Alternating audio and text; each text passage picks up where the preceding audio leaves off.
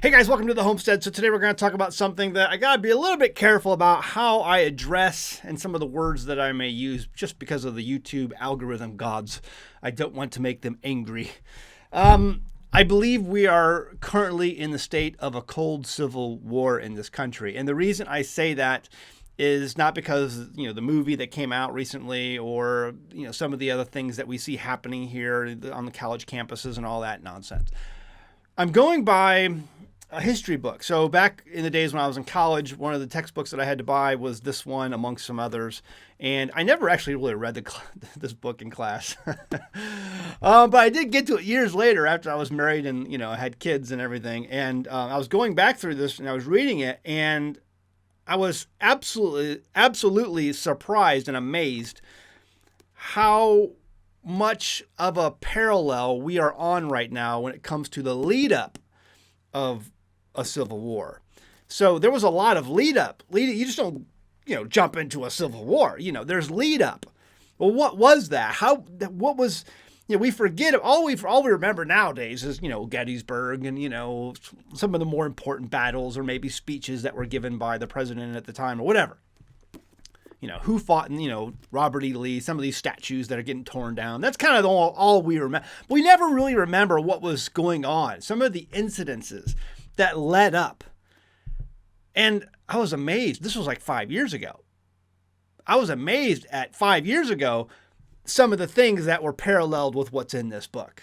We're there. We are there. There's no question about it. We're there. And so that's what has got, I think, a lot of people talking.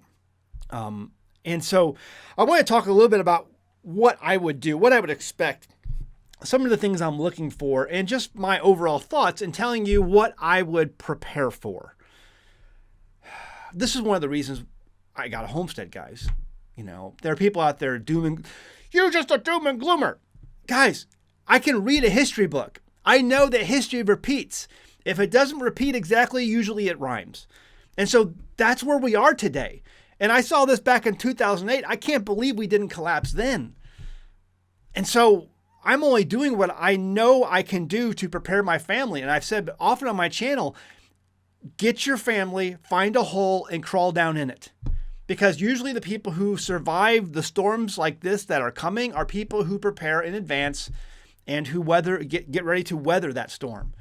And so, I got an email the other day and have not yet responded to it. It was just a very heartfelt email from a family in California, and they were wanting to get out of the state. And my only advice to you, and I'll try to reply to that email.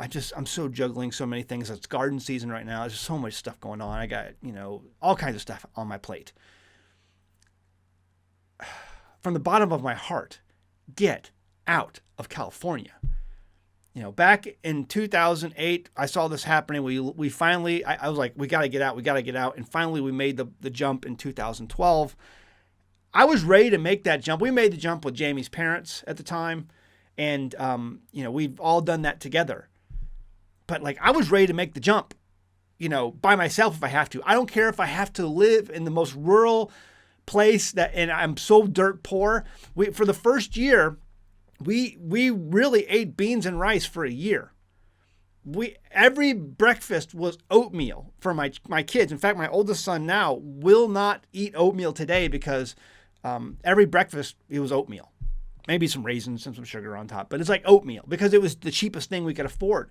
We didn't have any money. So let's talk about red rural versus just rural or blue rural, meaning a blue state rural or, being rural in a state like New York, because New York has some rural, communities for sure. I mean, everything's not like downtown Manhattan. So, but that's completely different than being rural in southern Alabama. Because in one place you have a people group, which is definitely the Bible Belt. They have a moral compass.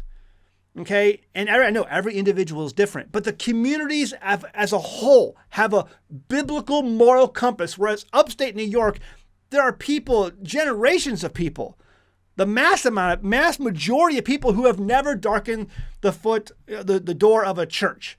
They have never, ever heard or have never, ever read the Bible where it says, love your neighbor like you love yourself.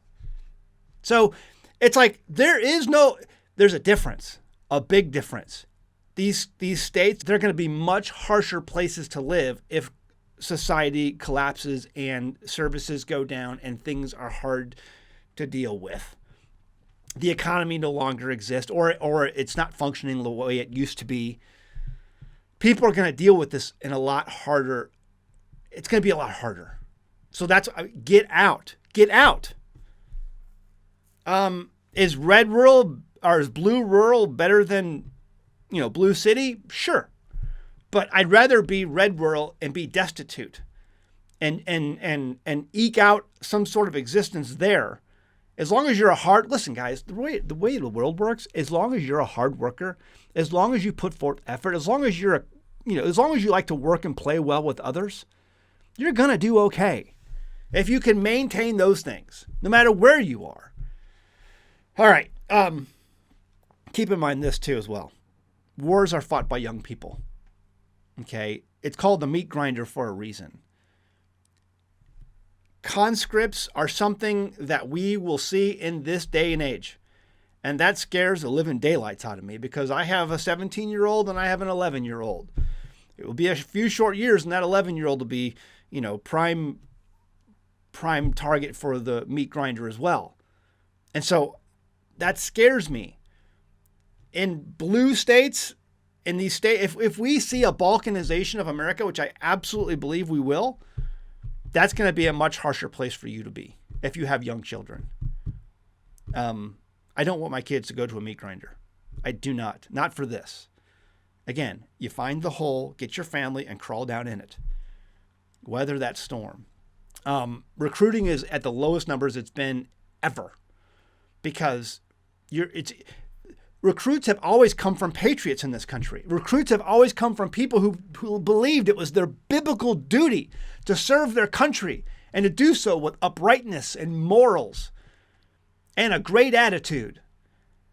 There is not, that's gone. That has been completely deleted out of our culture. And so you have a hard time finding recruits. And people are like, well, we need to legalize marijuana. And we need to allow people to grow beards in the mill. We do all of these superficial, stupid ideas when it's like, no. Patriotism, God, country, honor, righteousness are what always has brought in the recruits. Because we can serve something that when we believe what we're serving is greater than ourselves and has a good meaning to it. But that is gone. Absolutely gone. So I believe we're facing the balkanization of America. And when it comes to our young people, our kids, recruits, conscripts, all that, there's going to be a difference about where it is you are, okay, and how you can weather this storm. Keep that in mind as well. Now, the one thing I'm going to tell you, what can we do to prepare? Obviously, get out of the blue places. These blue places, the blue states of death is what I'm going to start calling them. The blue cities of death. That's just going to be how I refer to these places from now on my channel. The blue states and blue cities of death. Because that's what you see today. And the reason you see that is because there is no God there. There is no moral compass there. God says, those who hate me love death. And that's what you see when you walk through San Francisco. That's what you see when you walk through St. Louis, my former hometown. It's a city of death. Keep in mind, this is something I want you to prepare for. We're going to talk a little bit more about on my Patreon channel because I'm going to walk you through how to do this. Most people fear war, and they fear civil war, and they fear, the breakdown of society or economic collapse. Guys, the thing you don't need to fear the mutant zombie bikers coming up your driveway. Chances are, that could happen. It's very, very low. You don't need to fear the little blue helmets coming and marching into your town. It could happen. Highly unlikely.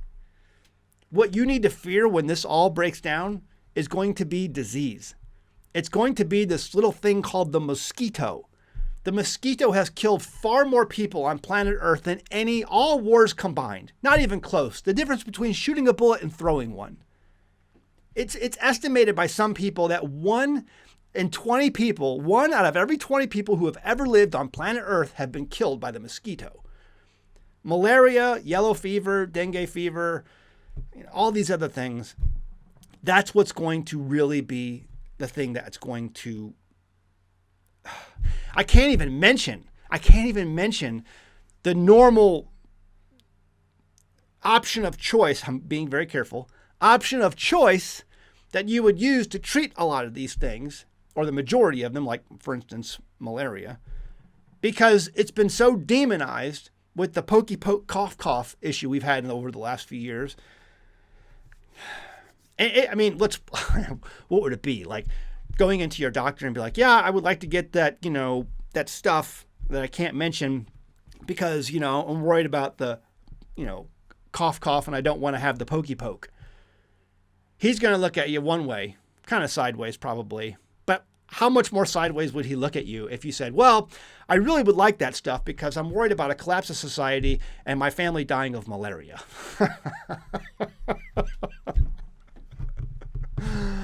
Okay, so what do you do? What have people always done? We're going to talk more about this on my Patreon channel because I'm going to walk you through how to deal with that. Going back to these books that I try to promote. And it's like, it's malaria, if you don't know, is actually not a bacterial or viral issue. It's a parasite. And so how do you treat parasites? This stuff is written over 100 years ago. If you bought these on Amazon, they would charge you about $800 for one, $900 for the other. I'm giving it to all of my patrons for just $1. Guys, the lowest amount you could join my Patreon is $1. If I could give it to you for 50 cents, I would.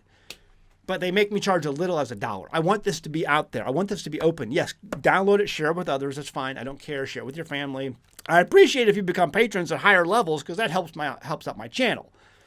But I'm just trying to tell you that, guys, this is going to be the real killer.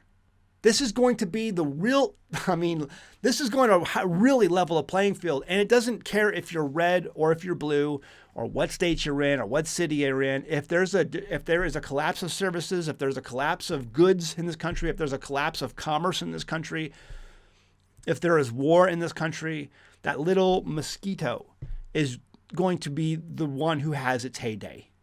Do you know that the state of Florida alone spends over $100 million a year to get rid of that little mosquito? Because when you come to like Disney World tries to market itself as an experience. And to have the best experience possible, Disney World does not want you to encounter one mosquito. Daniel Boone, we read about Daniel Boone in our homeschooling years ago. Read about his quest to always try to find new land, to grow his homestead and to raise his family. And he took a trip down to Florida. He's like, well, maybe this is a possibility. So he went down to Florida and he came up quickly, said, oh, no. Number one, there's Indians and they don't like you very much. And number two, you're not top of the food chain down there. And number three, it's filled with disease. Florida is a paved over swamp. And I've done videos before, on how Disney World will put chickens in different places because chickens is the first place where you can detect malaria by doing blood work on a chicken. And so they'll put chickens out in different places in cages.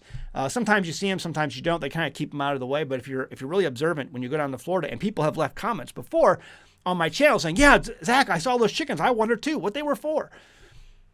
It's because they're doing blood work on them. Because if malaria is detected in a chicken, they bring in the trucks and they bring them in at about 2 a.m. when you don't see it because you're asleep in your hotel room. And they spray the heck out of that area. They spend over $100 million a year, just the state of Florida alone, on keeping down the mosquito because they don't want it to get a foothold. They want your experience to be good. And they know that the state of Florida is basically a paved over swamp. Most of the Southern soldiers who encountered malaria during the Civil War did okay with it because they had this ability for their bodies to be sort of already immune to it. They were exposed to it at young ages, and so they did rather well. The Northern soldiers, when they went down south, suffered heavily from yellow fever and malaria and all kinds of other mosquito-borne illnesses. They did not do very well because they did not have this. Well, the reality today, most people in the South and North have almost no exposure to this. And if services are taken out where you can no longer control this insect, we're all going to be in a world of hurt. we'll talk about this. What can you do about it? Join up my Patreon. I'm going to make sure you get these books. I'm going to allow you to download them for as little as $1. Again, I appreciate you joining at the higher levels, but we're going to walk you through on how to make a tincture, a combined tincture to deal with malaria. That's the biggest thing I worry about when it comes to civil war. A breakdown of goods and services and infrastructure is going to mean, yes, you might have little blue helmets walking through your community. If you live in a red state, a rural red state, chances are that's not going to happen, because that's just not going to happen. You have been repulsed long ago, because the people are the militia. But and when it comes to like these blue communities and these blue states, absolutely, I could see that happening. But your real enemy is not going to be the mutant zombie bikers. The real enemy is not going to be the little blue helmets. The real enemy is going to be things like disease, And so start taking preparations now on how to deal with that, because I believe we are at the very beginning of a cold civil war. We're there. We're already at the cold civil war, but I think that could escalate and get hot. What do you think? Leave a comment below. I'd love to hear thoughts. Pretty deep topic today. I'm looking forward to talking about some of this stuff. I got some speaking events coming up this summer. I hope I can see you at some of those. Reach out and get a ticket to wherever these are at. And I can't wait to meet you and talk about some of these things. Lots of stuff going on right now. And this might be my last year I actually travel to do any speaking events. I'm really getting nervous about going places. I don't know about you, but that's where I'm at. But again, leave a comment below. Check out our merchandise over at teespring.com. You can find our Stupid Shit Hurt shirt. If we had more hurt in this world, we'd have an awful, awful lot less stupid. There's a lot of stupid in the world. And check out all those books over at Patreon. If you join as a patron, you can find those books just by going over to our website at AmericanHomestead.com. You can go to our Patreon link, and one of the first things you're going to see is where you go to get those books.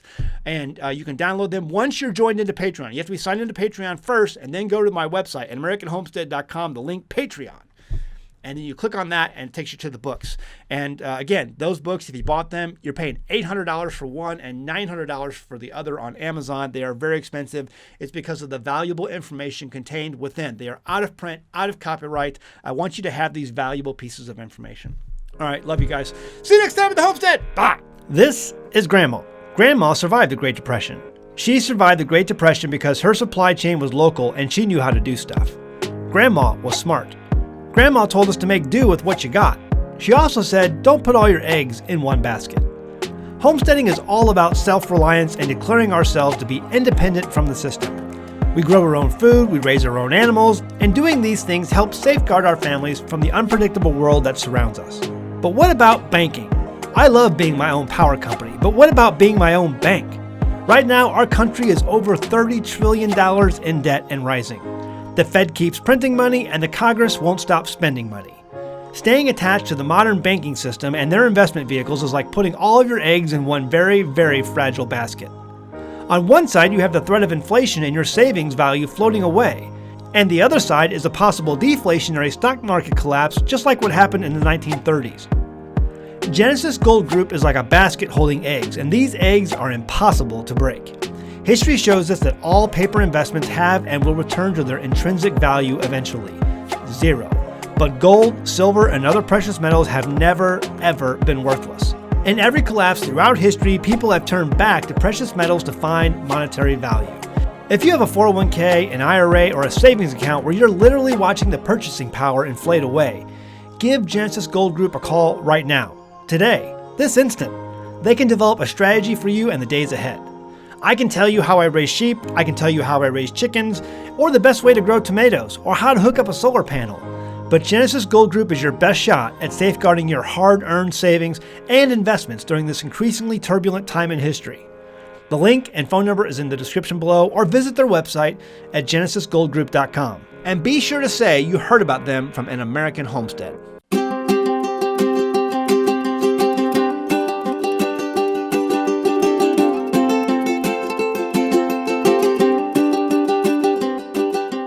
Hey guys, did you know you can become a patron of An American Homestead? They get access to private videos, and we send them gifts from the homestead that we make here on the homestead. And we also enter our patrons into special giveaways that are only available to them. And before you go, please check out these other great videos. Go ahead, click. I'll wait.